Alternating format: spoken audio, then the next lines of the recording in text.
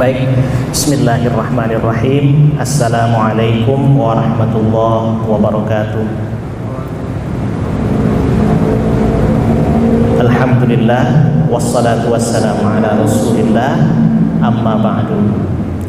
Alhamdulillah, pada kesempatan kali ini kita kembali lagi bisa bertemu dalam rangka belajar bersama, melanjutkan materi tentang tafsir ayat puasa yang kemarin ya, pada pertemuan di hari Rabu kemarin kita sudah bisa menuntaskan pembahasan sampai penggunaan partikel ya di awal ayat yang berbunyi ya ayyuhalladzina amanu kutiba alaikumussyam dan seterusnya. Pada pertemuan kemarin juga kita sudah sama-sama belajar bahwa partikel ya itu aslinya adalah seruan untuk orang yang posisinya jauh ya. Namun dalam ayat ini digunakan oleh Allah untuk menyeru orang-orang yang beriman yang pada dasarnya mereka itu posisinya dekat dengan Allah. Nah, mengapa digunakan partikel ya untuk seruan tersebut? Karena Allah ingin membuat objek yang diseru dalam tanda petik terkejut. Ya, terkejut di sini bukan berarti buruk, melainkan supaya objek yang diseru itu, yaitu orang-orang yang beriman, manusia yang merasa ya, bahwa dirinya itu beriman, itu memberikan perhatian lebih terhadap apa yang menjadi isi seruan. Dan kita juga sudah memahami bersama melalui pembahasan kemarin bahwa kata ayat yang diawali dengan ya ayyuhalladzina amanu umumnya berisi perintah atau larangan, antara dua itu ya. Dan kadar keimanan orang yang diseru bisa diukur dari sejauh mana dia mau menaati isi perintah atau isi larangan yang dikandung dalam ayat yang diawali dengan ya ayyuhalladzina amanu. Maka kalau kita itu merasa berat melakukan perintah tertentu dalam ayat yang diawali dengan ya ayyuhalladzina amanu, atau merasa berat untuk menghindari larangan yang ada di dalam ayat sejenis, ya kita perlu mempertanyakan kadar keimanan kita masing-masing.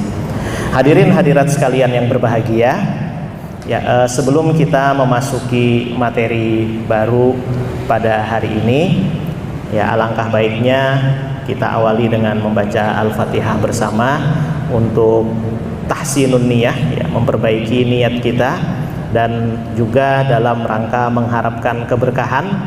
Mumpung ini adalah majelis ilmu dan juga kita sedang melaksanakan iktikaf di masjid pada bulan puasa, ada banyak keutamaan yang bisa kita raih. Mari kita manfaatkan hal tersebut.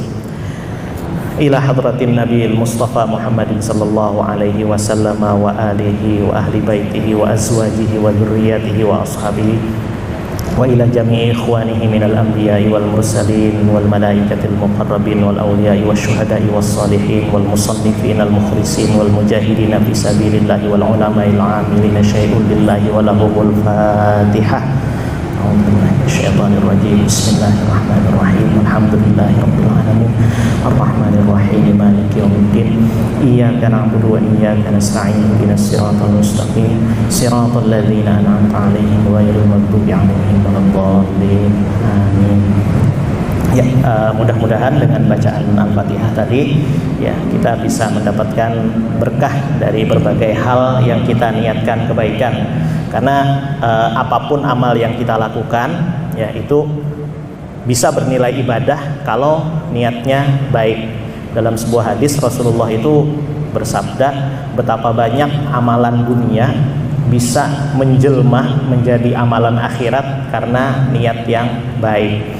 Jadi misalnya kita keluar rumah niat belajar di kampus, diniati untuk ibadah seperti itu. Kita makan misalnya nanti pada saat berbuka diniati ibadah, itu bisa ya. Jadi niat itu penting. Hadirin hadirat sekalian yang berbahagia, setelah pada materi sebelumnya kita membahas ya, sekarang kita masuk kepada ungkapan ayyuha.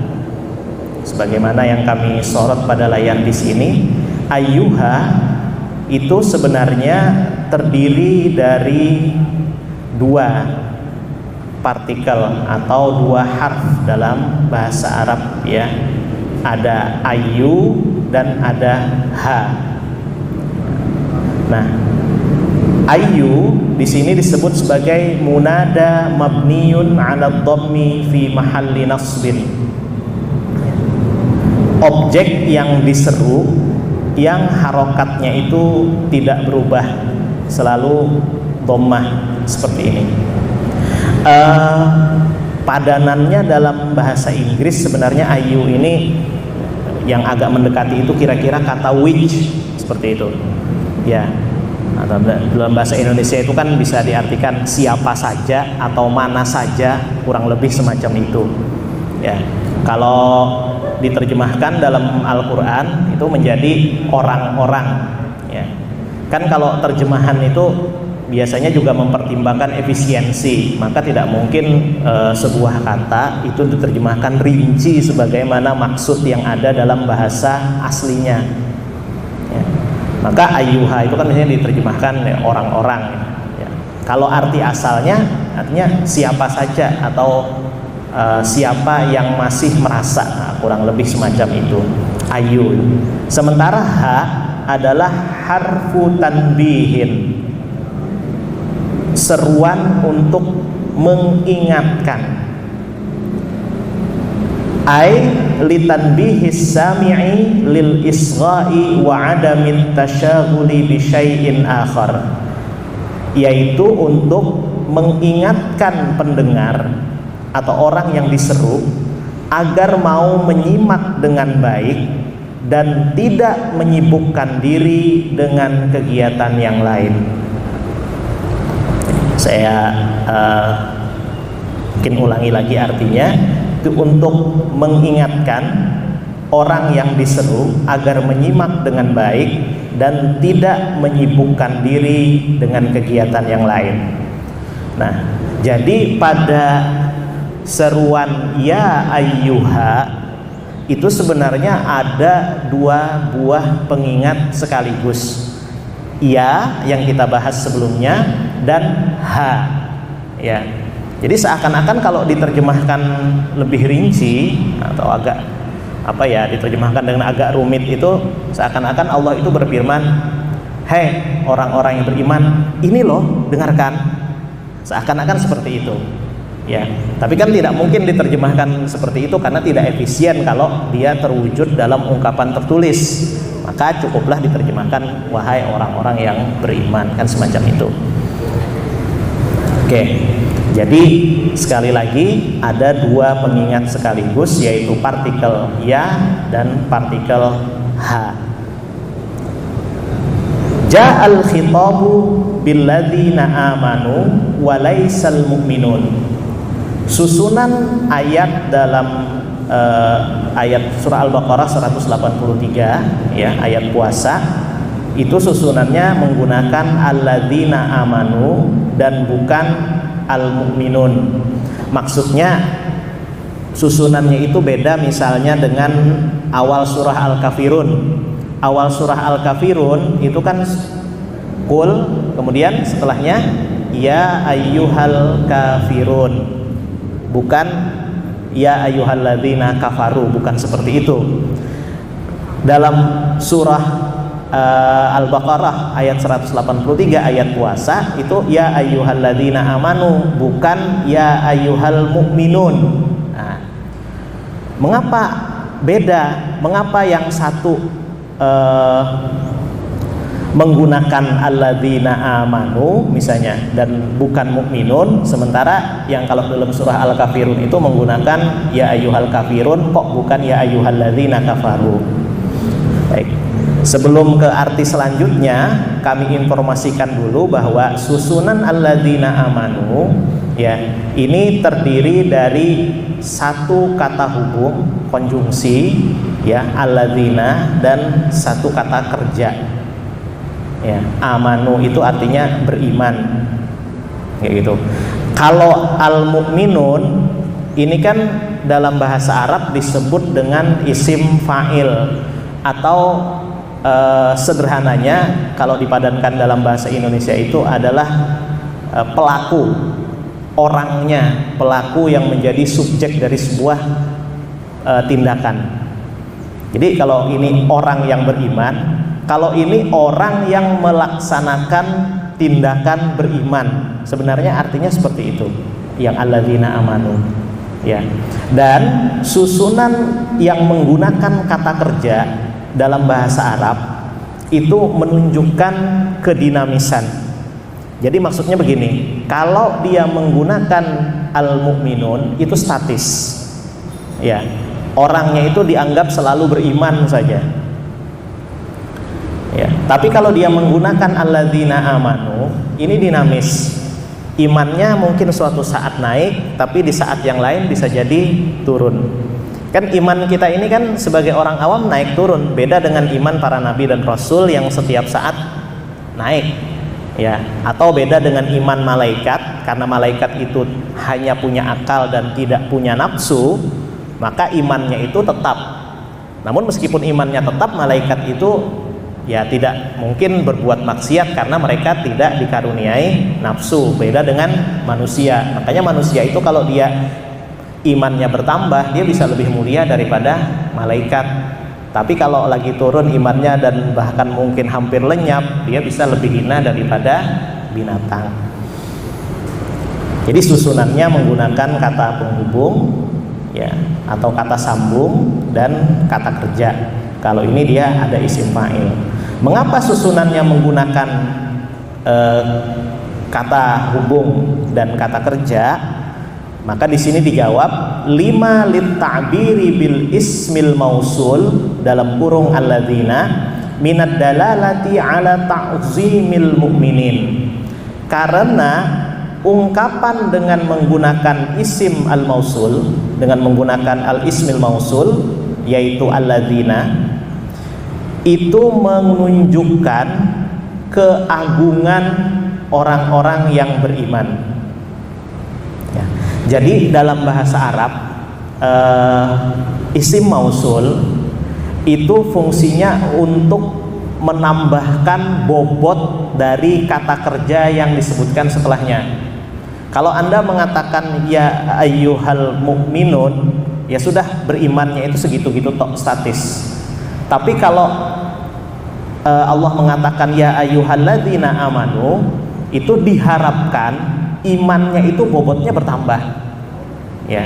Makanya disebutkan di sini ta'zimil mu'minin, keagungan orang-orang yang beriman atau kemuliaan orang-orang yang beriman. Susunan dengan menggunakan al-ismil mausul alladzina merupakan salah satu ciri tentang kemuliaan orang yang beriman. Li'anna ta'bira bil ismil mausul fi siyaqit ta'zim ziyadatun fit ta'zim. Karena ungkapan dengan menggunakan isim mausul itu bisa alladzina, bisa alladzi, bisa allati dan lain-lain ya. Kita tidak akan bahas di sini karena terlalu panjang penjelasannya nanti. Ungkapan dengan menggunakan isim mausul digunakan untuk konteks pengagungan atau pemuliaan, itu menunjukkan semoga kemuliaannya bertambah. Sebaliknya juga bisa dalam konteks menghina ya, itu berarti untuk menambah bobot penghinaan. Maka kalau misalnya Allah berfirman ya qul ya ayyuhal kafirun, nah pada bagian ya ayyuhal kafirunnya itu ya hanya sekedar menyebut kafir seperti itu saja Tapi seandainya kalimatnya itu adalah ya ayyuhalladzina kafaru dalam surah Al-Kafirun itu, maka itu berarti Allah benar-benar ingin menunjukkan bahwa orang-orang kafir itu terhina. Selanjutnya, ja'al khitabu bi amanu wa laisa aslamu. Ayat itu menggunakan kata-kata orang-orang yang beriman, bukan orang-orang Islam. Ya. Kok yang digunakan adalah iman, bukan Islam, itu. Mungkin hadirin dan hadirat sekalian juga sudah tahu ya atau pernah mendengar bahwa orang muslim, seorang muslim itu belum tentu adalah seorang mukmin. Sementara kalau dia mukmin, hampir bisa dipastikan dia seorang muslim. Kalau orang yang beriman itu ya beriman kepada Allah, kepada Rasulnya, ya kepada semua komponen rukun iman, itu hampir bisa dipastikan dia juga seorang yang taat melakukan apa yang diperintahkan dalam rukun Islam. Tapi kalau dia baru mengaku muslim, itu belum tentu beriman. Bisa aja misalnya, ini mohon maaf ya, mungkin contohnya ini agak rasis, kayak ya salah satu, ya nggak apa-apa lah saya nyebut lah, misalnya kayak Cina itu di wilayah Pantura, ya kebetulan aja kasusnya kayak gitu ya, yang lain mungkin enggak. Itu kan ada yang bangkrut dalam berbisnis, kemudian mereka itu masuk Islam dengan tujuan supaya dapat zakat. Kan salah satu dari 8 golongan yang berhak menerima zakat itu kan adalah orang yang baru masuk Islam, ya. Anda bisa cek di surah Al-Hajj kalau tidak salah ayatnya itu ya, innamas shadaqatu lil fuqara'i wal masakini dan seterusnya. Nah, itu ada 8 golongan orang yang berhak menerima zakat. Salah satunya adalah orang yang baru masuk Islam. Nah, sebagian mereka itu ada yang kayak gitu, bangkrut berbisnis, mungkin kalah saing dengan rekannya yang lebih lihai, terus masuk Islam, terus dapat uang zakat, terus berbisnis dengan uang zakat itu, sukses, balik lagi dia kepada kepercayaan lamanya. Nah, itu kan bikin sakit hati itu, ya. Terutama bikin sakit hati orang yang mengislamkan dia itu, yang sudah menjabat tangan dia dan membimbing syahadat dia. Ya, tapi itu kasus, mungkin ada 1-2, mungkin yang lainnya enggak. Maaf ya, contohnya kayak gitu. Tapi itu sekedar untuk memberikan gambaran bahwa orang yang mengatakan bahwa saya muslim itu belum tentu dia mukmin. Tapi kalau orang yang menunjukkan perilaku bahwa dia mukmin, itu hampir bisa dipastikan bahwa dia juga adalah seorang muslim yang baik. Itu sebabnya mengapa dalam ayat puasa digunakan kata hai orang-orang yang beriman, bukan hai orang-orang Islam. Li'annal imana huwa dafi'ul haqiqi listislami hadhil jawarihi li amrillahi ta'ala. Karena iman adalah pendorong yang sebenarnya untuk menundukkan semua, maaf tergeser kursornya, oke. Untuk menundukkan semua anggota badan ini menaati perintah Allah. Ya, jadi karena iman itu adalah pendorong yang sebenarnya atau stimulus, ya, stimulus yang sebenarnya agar seseorang itu bisa menundukkan semua anggota badannya dalam rangka menaati perintah Allah. Kalau kita beriman, maka kan kita pasti akan menggunakan tangan kita untuk hal yang baik, mata kita untuk melihat hal yang baik, mulut kita untuk mengucapkan hal yang baik. Ya, kalau tidak sengaja mengucapkan yang baik, kita merasa bersalah dan beristighfar, kemudian bertobat kepada Allah. Kan kayak gitu. Jadi iman disebut sebagai ad-dafi' al-haqiqi, stimulus yang sebenarnya bisa mendorong orang untuk menundukkan anggota badannya agar taat kepada perintah Allah, itu adalah imannya. Kalau peraturan, ya biasanya gampang dilanggar lah kayak gitu. Kalau kita nggak takut lagi, ya. Contoh saja misalnya kayak lampu merah itu. Kan kalau lampu kuning itu kan sebenarnya maksudnya harusnya hati-hati. Tapi kita akui saja, kadang-kadang kita kalau lampu kuning itu kan makin cepat biar nggak kejebak sama lampu merah. Nah, berarti kan kita tidak tunduk terhadap peraturan itu, ya. Karena kita tidak takut kepada yang membuat misalnya. Oke. Fasiyamu istislamun li amrillahi ta'ala bijtinabil akli wasyurbi wal jima'i wa ghairi dzalika minal umur. Puasa adalah ketundukan total. Istislam itu kalau terjemahan harfiahnya menyerah. Ya, orang menyerah itu kan berarti kan karena dia merasa tidak mampu untuk menghadapi sesuatu dan akhirnya tunduk. Ya, kita merasa kecil di hadapan Allah, kita merasa tidak mampu apapun ya kecuali dengan pertolongan Allah, maka kita tunduk kepada Allah. Puasa adalah ketundukan total terhadap perintah Allah dengan menjauhi atau menghindari makan, minum, hubungan suami istri dan lain-lain yang merupakan perkara yang dilarang dalam puasa. Raghma hajatin nafsil basyariyati ila hadhil asya. Meskipun nafsu manusia itu membutuhkan hal-hal yang tadi disebutkan. Kita butuh makan, butuh minum, kita butuh untuk dalam tanda petik memuaskan nafsu, ya. Tapi kita tunduk pada perintah Allah, ya, karena kita berpuasa. Jadi kita menundukkan segenap jiwa raga kita. Sawaun akanatil hajatu daruriyatan aw duna dzalika. Sama saja apakah hajatnya itu, kebutuhannya itu adalah kebutuhan yang penting atau tidak. Maksudnya penting atau tidak itu begini, kan kita dilarang untuk membatalkan puasa kecuali kalau situasinya darurat. Kalau sekedar merasa sangat lapar, bukan sampai pada kondisi kelaparan yang membahayakan kesehatan atau membahayakan jiwa, itu kan kita nggak boleh membatalkan puasa, ya.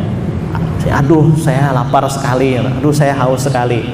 Sebentar, ukur dulu, apakah rasa lapar dan hausmu itu membahayakan keselamatan jiwamu, atau mungkin paling tidak berpengaruh pada kesehatanmu. Kalau tidak, itu tidak boleh membatalkan puasa. Dan yang bisa mengukur itu yang punya diri sendiri. Tuh. Kalau orang lain mungkin hanya bisa memberikan masukan. Ma'al akhdhi bi'ainil i'tibari bi annal hajatit tarfihiyati 'indal insan hiya aidan mimma yas'ubul imtina'u anha tau'an ma'al qudrati 'alaiha. Ya. Yang bisa dijadikan bahan renungan untuk dipertimbangkan adalah kebutuhan atau nafsu manusia itu adalah hal yang sulit dicegah ketika kita mampu melakukannya. Nafsu itu adalah hal yang sulit untuk dibendung ketika kita mampu melakukannya. Coba misalnya makanan tersedia, kita punya uang untuk membeli makanan, kalaupun misalnya makanan tidak tersedia, ya, tidak ada orang yang melihat apakah kita puasa atau tidak. Nah, dalam kondisi semacam itu maka yang berperan adalah ketundukan tadi itu, istislam. Apakah kita sanggup untuk tunduk karena taat kepada Allah meskipun kita mampu untuk dalam tanda petik melanggarnya, ya. Yang tahu kan hanya Allah dan diri kita sendiri. Jadi disebutkan oleh pengarang harus disadari, ya, sebagai bahan pertimbangan bahwa kebutuhan manusia itu adalah hal yang sulit untuk dicegah ketika yang bersangkutan mampu untuk memenuhi kebutuhan tersebut. Kalau misalnya kita di dalam bulan puasa mampu menahan diri dari hal-hal yang sebenarnya halal, makan itu kan halal ya, kalau makanannya halal, sumbernya juga halal, kita mampu menahan diri dari hal yang kayak gitu, seharusnya di luar bulan puasa kita lebih mampu lagi untuk menahan diri dari hal-hal yang jelas-jelas haram. Wong yang halal saja kita bisa tahan kok. karena kita sedang dalam puasa dan latihan kan, maka efeknya kelihatan di 11 bulan berikutnya. Harusnya lebih mampu lagi untuk menahan diri dari hal-hal yang jelas-jelas haram. Fal amru azimun wa bihajatin ila qulubin mu'minatin hatta taqdira ala dhabti hadhil jawarihi wafqa amrillahi ta'ala. Itulah sebabnya mengapa seruan puasa dikategorikan sebagai seruan yang besar, karena seruan itu perlu kepada hati yang benar-benar beriman sehingga mampu menundukkan jiwa raga terhadap perintah Allah.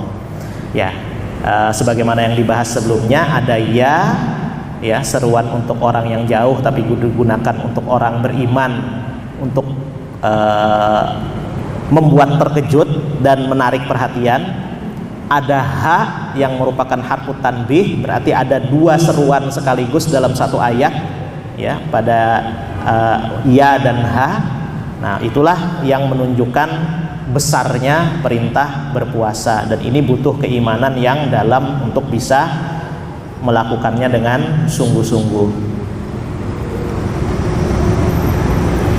Khitabul mu'minina fil Qur'ani bi ya ayyuhalladzina amanu uslubun qur'aniyun fil khitab. Seruan kepada orang-orang yang beriman dalam Al-Qur'an yang menggunakan ungkapan ya ayyuhalladzina amanu adalah gaya bahasa khas Al-Qur'an. Gaya bahasa khas Al-Qur'an. Maksudnya gaya bahasa khas ini adalah ungkapan tersebut ketika diterjemahkan dia akan tereduksi artinya. Maknanya itu enggak lagi seperti makna yang sebenarnya. Sebagaimana yang tadi kita bahas, ya, sebenarnya kalau mau diartikan lebih rinci ya ayyuhalladzina amanu itu karena ada dua seruan di sana, ada pengingat, ada penggunaan konjungsi dan kata kerja sekaligus. Artinya itu harusnya orang-orang yang beriman, ini loh, dengarkan, seakan-akan seperti itu. Ada upaya Allah untuk membuat orang itu memperhatikan dengan penuh dan tidak lagi memperhatikan hal yang lain selain seruan itu. Namun karena penerjemahan itu juga harus mengakomodir efisiensi ruang dalam bahasa tulis kayak gitu, ya, maka tidak bisa diterjemahkan persis seperti apa adanya. Lagi pula ada analogi yang cukup menarik dalam kajian terjemahan itu yang mengatakan bahwa ketika kita mengkonsumsi karya terjemahan itu ibaratnya kita nggak bisa mengunyah makanan, ya. Jadi kalau kita mengkonsumsi suatu karya dalam bahasa aslinya itu kita ibarat makan, mengunyah sendiri. Tapi kalau mengkonsumsi karya terjemahan itu ibaratnya kita nggak bisa ngunyah, dikunyahin sama orang lain. Yang ngunyahin itu penerjemahnya. Maaf ya, contohnya agak-agak kayak gitu. Tapi itu memang menjadi adagium yang cukup populer dalam kajian penerjemahan. Nah, karena yang mengunyahkan orang lain, ya berarti rasa si pengunyah tadi itu, ya kalau dia ngunyahinnya pas, kalau dia ngunyahinnya itu enggak sampai lembut, terus kita keselak, gitu loh. Maksudnya salah paham memahami teks. Nah, tapi ya kita juga nggak bisa sepenuhnya tidak tergantung pada terjemahan, kan kemampuan manusia untuk menguasai berbagai bahasa asing terbatas. Nah, disitulah pentingnya penerjemahan. Tapi jangan hanya merasa cukup dengan membaca terjemahannya. Sebagaimana yang di pembukaan kitab ini tadi itu, ya, untuk memahami Al-Quran selain paham arti leksikalnya melalui terjemahan, juga paham tafsirnya. Dan yang kita bahas sekarang ini adalah salah satu tafsir dari sisi pilihan kata dan susunannya dalam sebuah ayat. Li'annahu qad jaa'a nida'ul mu'minina fil Qur'an fi 89 mawdi'a bihadzal nida'il muhabbabil ladzi yahussul wujdanal imaniyya 'indal mu'minin 'indama yaqra'u asma'ahum. Karena seruan untuk orang-orang beriman semacam ini dalam Al-Quran itu disebutkan sebanyak 89 kali di tempat yang berbeda-beda. Ya, kalau Anda cek dalam Al-Quran, ya ayyuhalladzina amanu itu ada 89 kali. Dan penggunaannya biasanya untuk yahuzzul wujdan al-imani, mengguncang atau menggugah rasa keimanan seseorang. Berarti kamu merasa beriman gak? Kalau merasa beriman, ayo dengarkan isi seruan ini gitu. Nah, setelah dia tersadar, kemudian baru seruan itu disampaikan. Di yahuzzul wujdan al-imani, mengguncang rasa keimanan, indal mukminin, bagi orang-orang yang beriman, indama yaqra'u asma'ahum, ketika seruan itu sampai kepada pendengaran mereka. Na'am hunaka man yunadini ana minal ladzina amanu. Jadi kalau mendengar seruan semacam itu, seharusnya orang yang beriman itu seakan-akan bilang, ya ada yang sedang menyeru aku. Aku ini kan orang yang beriman. Apa ya isi seruannya? Nah, jadi idealnya gitu loh, kalau kita mengaku bahwa diri kita orang yang beriman, ketika membaca ayat yang diawali ya ayyuhalladzina amanu, kita merasa diseru di situ. Kita merasa ada yang memanggilku. Aku adalah orang yang beriman. Apa ya isi perintah dalam ayat ini? Nah, jadi kalau membaca misalnya nggak paham Arabnya, itu apa setelah ayat ya ayyuhalladzina amanu, baca aja terjemahannya. Ya, itu bisa dilihat perintahnya. Mal khatbu, apa seruan yang ada di dalamnya? Mal matlub, apa sih yang diminta dalam ayat ini? Nah, itu. Sanggup nggak saya melakukannya? Kalau saya nggak sanggup, jangan-jangan saya ini diragukan keimanannya. Nah, seperti itu. Ya, kata Al-Quran misalnya, contoh selain ayat puasa, Allah berfirman dalam surah Al-Hujurat,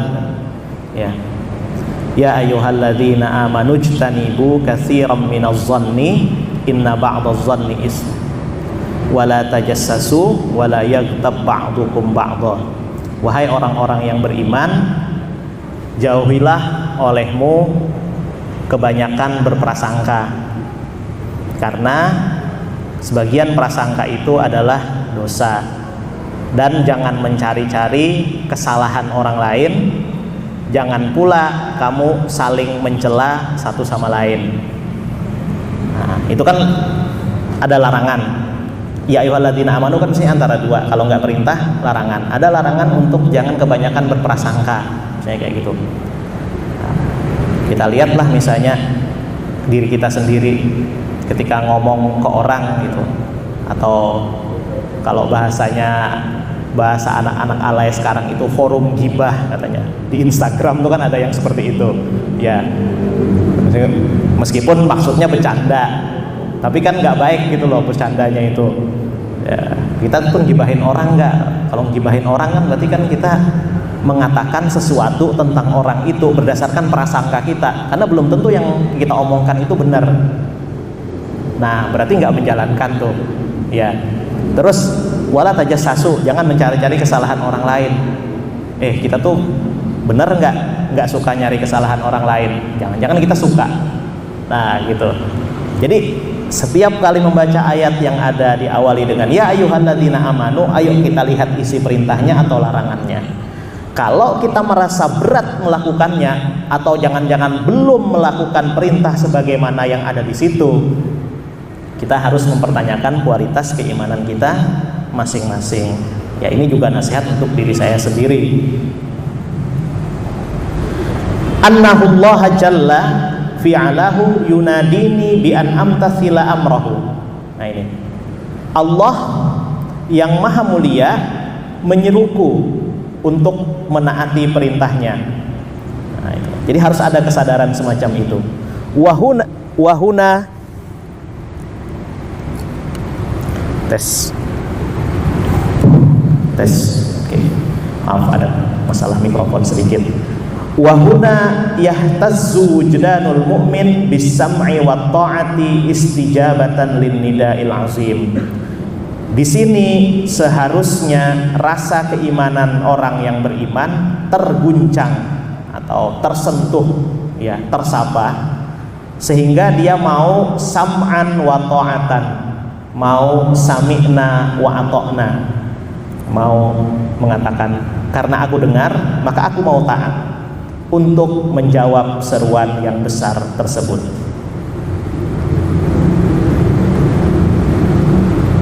Wa fi hadza laftatun da'wiyatun ila man yukhatibuna an-nasa bi an yukhatibuhum bima yuthiru dafi'iyata indahum.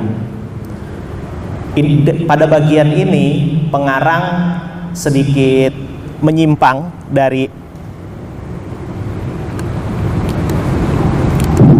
tes, barangkali baterainya agak lemah ini ya mikrofonnya, tadi beberapa kalimat, 2 kali mati.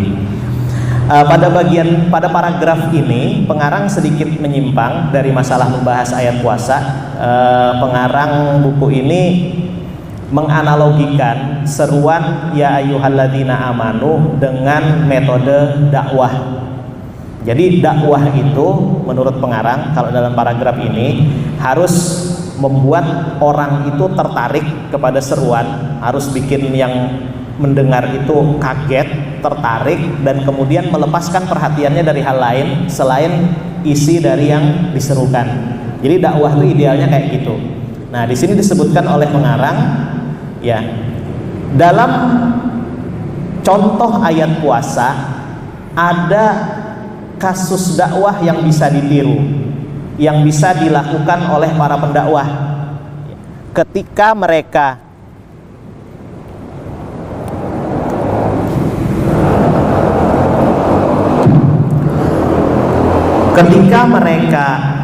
menyeru orang lain, menyeru umat, mereka hendaknya menyeru umat dengan hal-hal yang bisa mempengaruhi atau mendorong mereka melakukan sesuatu. Ya, ya.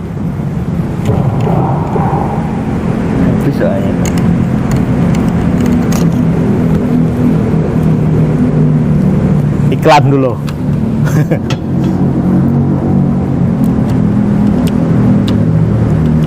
Lupa nggak ngetek. Oh iya. Dia mati sendiri dia. Iya, soalnya habis.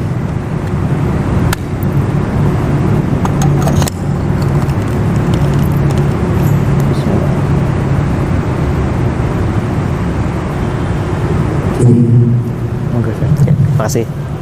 Ya, baik, saya lanjutkan. Alhamdulillah sudah diganti baterainya, mudah-mudahan lancar. Ya. Jadi, ya kan kalau mudah-mudahan itu kan berarti kalau lancar, yaitu kehendak kita. Mudah-mudahan sesuai dengan kehendak Allah. Ya. Kalaupun tidak lancar, yaitu kehendak Allah. Makanya dalam Islam itu kan ada istilah taufik yang sering diucapkan kalau salam itu wabillahi taufik wal hidayah. Taufik itu kan kalau diartikan lebih rinci artinya adalah kehendak kita sama dengan kehendak Allah. Misalnya kita naik kendaraan untuk menuju kampus, agak ngebut, pengennya cepat sampai, itu kehendak kita. Nah, kalau Allah berkehendak lain, ternyata jalan ditakdirkan macet misalnya kayak gitu, berarti kan kita belum dapat taufik dari Allah. Nah, kurang lebih artinya taufik itu seperti itu. Ya. Wa bima yuharriku imanahum, dan dengan menggunakan seruan yang bisa menggugah rasa keimanan seseorang. Fa idza dzakkaratid da'iyatul ulama'a biwujubi tahammuli wajibihim fid da'wati wa qaulil haqq khatabahum bi humatil Islam. Nah, ini contoh yang dikemukakan sebenarnya lebih cenderung kepada kasus-kasus budaya yang ada di negara Yordania sana, ya. Jadi mungkin agak berbeda dengan budaya kita di sini, tapi akan saya terjemahkan apa adanya, nanti baru kita lihat analoginya. Nah, contoh yang aslinya ini begini dikatakan pengarang. Jika seorang dai, ya, ingin menyeru para cendekiawan atau ulama agar para ulama itu tetap memikul kewajiban mereka dalam menyerukan kebenaran, maka dia bisa menyeru atau memanggil para ulama itu dengan sebutan, wahai para pelindung agama Islam, wahai orang-orang yang siap berkorban untuk melindungi agama Islam. Nah, jadi pilihan katanya. Kalau dia ingin wa idza dzakkara tullabal ilmi syar'i khatabahum bitullabil haqqi au ulama'il mustaqbal. Jika dia ingin menyeru para penuntut ilmu, ya, para murid dan mahasiswa yang menuntut ilmu agama, dia bisa memanggil mereka dengan seruan, wahai para mahasiswa pembela kebenaran, atau wahai para ulama masa depan, au masyabahahu, atau yang serupa dengan itu. Wa idza dzakkaral junud, ketika dia menyapa para tentara, khatabahum bijundillah, dia menyebut mereka dengan sebutan, kalian adalah tentara Allah, au masyabaha dzalika, au masyabaha hadza, atau yang serupa dengan itu. Maksudnya di sini, ya, pengarang ingin agar para juru dakwah mengambil contoh dari gaya bertutur Al-Quran. Jadi Al-Quran itu kalau misalnya menyeru orang-orang yang beriman, itu pasti seruannya itu dalam, ya, kalau dilihat dari sudut pandang pilihan kata bahasa Arabnya, seruannya itu mendalam dan membekas. Nah, seharusnya para juru dakwah ketika menyeru orang agar mengikuti perintah itu juga menggunakan gaya bertutur yang serupa. Dalam konteks Indonesia, ya itu bisa saja disesuaikan, ya. Pilihan kata-kata penyemangat dalam bahasa Indonesia kan banyak, ya. Bisa saja misalnya Anda mengatakan, wah Anda ini orang yang hebat, orang yang taat, dan orangnya itu jadi taat beneran, misalnya kayak gitu. Nah, itu kan bisa saja, dan itu disesuaikan dengan konteks yang ada di masing-masing wilayah, ya. Namun yang ingin ditekankan oleh pengarang di sini, idealnya kita memahami gaya bertutur Al-Quran, ya, dengan lumayan rinci, agar ketika kita ingin meniru gaya bertutur itu kita bisa, atau paling tidak kita paham betapa sempurnanya pilihan kata yang ada dalam Al-Quran, karena itu diatur oleh Allah. Contoh ringan misalnya di ayat-ayat puasa itu kan dari ayat 183 sampai 187 surah Al-Baqarah semuanya kan diakhiri dengan la'alla, kecuali ayat 184. Jadi la'allakum tattaqun gitu, la'allakum tashkurun, la'allahum yarsyudun. Semuanya diakhiri dengan la'alla, dan kemudian setelah la'alla ada agar bertakwa, agar bersyukur, agar mendapat petunjuk, dan lain-lain. Kalau kita perhatikan ayat Al-Quran yang diakhiri dengan la'allakum tattaqun, agar kamu bertakwa, ya, itu biasanya memuat perintah yang sifatnya membebani. Membebaninya dalam tanda petik loh, ya. Maksudnya kalau orangnya itu nggak ikhlas menjalankan, atau dia itu kadar keimanannya patut dipertanyakan, perintah itu akan terasa membebani. Kalau diakhiri dengan la'allakum tashkurun, itu biasanya ada hal yang ringan untuk dijalankan, atau ada kenikmatan dalam ayat itu. Jadi sempurna sekali pilihan katanya itu, ya. Memang itu datangnya dari Allah, ya, bukan buatan manusia. Jadi luar biasa. Kalau Anda mempelajari bahasa Arab seperti itu, ya mungkin bisa merasakan itu betapa indahnya bahasa Al-Quran. Mari kita lanjutkan. Dummina kutiba, ya, ma'nan furidha, wal munasabatu bainal kitabati wal fardi anna fardhas shaumi maktubun fil lauhil mahfuz. Ayat puasa menggunakan kata kutiba untuk menyatakan kewajiban. Sudah pernah dibahas sebelumnya bahwa untuk mengatakan wajib dalam bahasa Arab bisa saja menggunakan furidho atau wujiba atau luzima dan lain-lain. Tapi kata kutiba ini selain bermakna wajib, ya, dia juga mengandung makna pengorbanan yang dibutuhkan untuk melakukan kewajiban itu. Jadi ada komponen makna yang berbeda dengan kata furidho, wujiba, luzima dan sejenisnya. Dipilih kata kutiba untuk makna kewajiban. Dan makna kutiba itu sebenarnya secara leksikal, secara makna kamus itu artinya ditulis, ya. Arti asalnya seperti itu. Maka disebutkan oleh pengarang, mengapa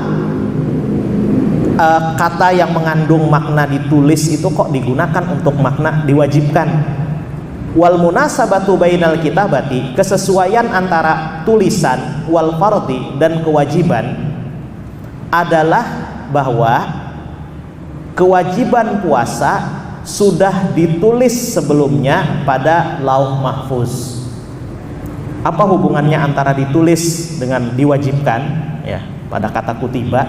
Karena kewajiban puasa itu aslinya sudah ditulis dalam Lauh Mahfuz. Makanya umat-umat terdahulu selain Islam itu kan juga ada perintah puasa.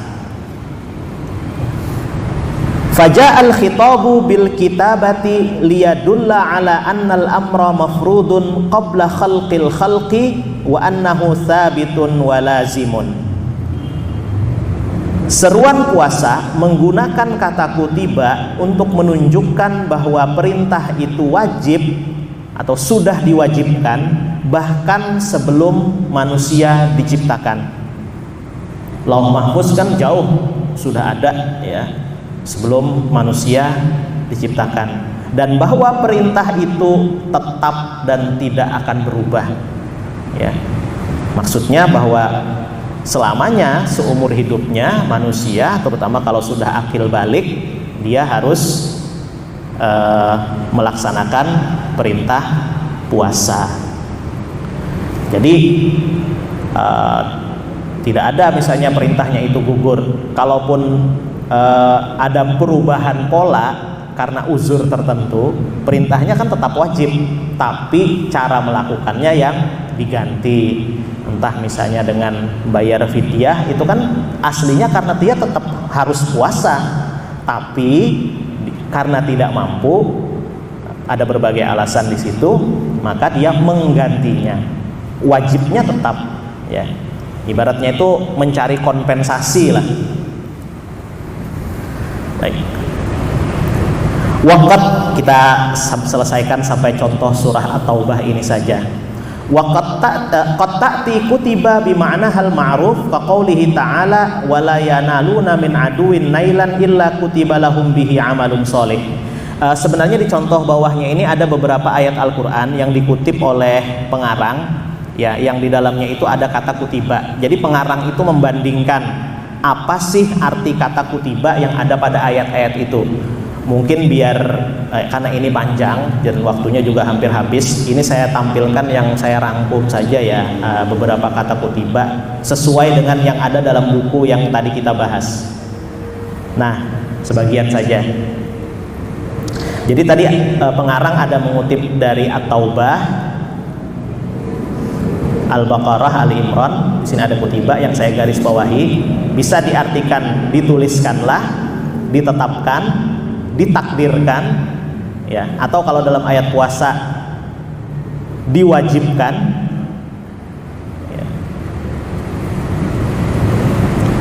Bisa artinya ditanamkan, ditentukan, dan seterusnya.